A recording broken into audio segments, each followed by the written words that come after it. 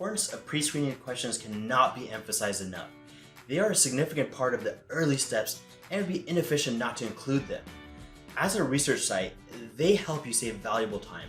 As a sponsor, they help you get a high-level statistical view of how patients are responding and also if your inclusion-exclusion criteria is too difficult. The mission of a pre-screener is to simplify the protocol inclusion and exclusion criteria for patients so they can understand and answer the questions.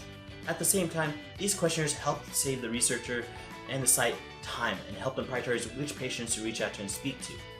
You want to make sure that they don't have too many questions. Somewhere between 10 to 20 questions is a good range. Of course, each question should be related to the protocol inclusion and exclusion criteria. In clinical research, patients that have to decipher medical jargon are confused and experience a tougher time. This sentiment is evident when it comes to pre-screen questions. Luckily, this can be fixed through online pre-screening forms.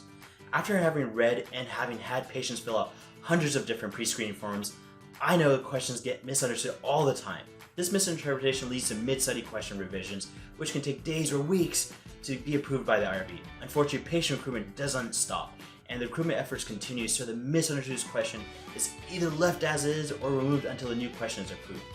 The solution for this is to create multiple variations of pre-screen questions written by different people to ensure diverse perspectives. Then all these variations are submitted together for IRB approval. This batch processing means if a question causes a problem mid-study, it can easily be swapped out without any delay. Although one thing to take into consideration is that compliance and legal teams need to be brought up to speed on how new digital methods work. This is vital because with them not fully understanding these new techniques, these methods usually get denied. While denying digital campaigns is an easy route, it will be at the detriment of the company's clinical studies.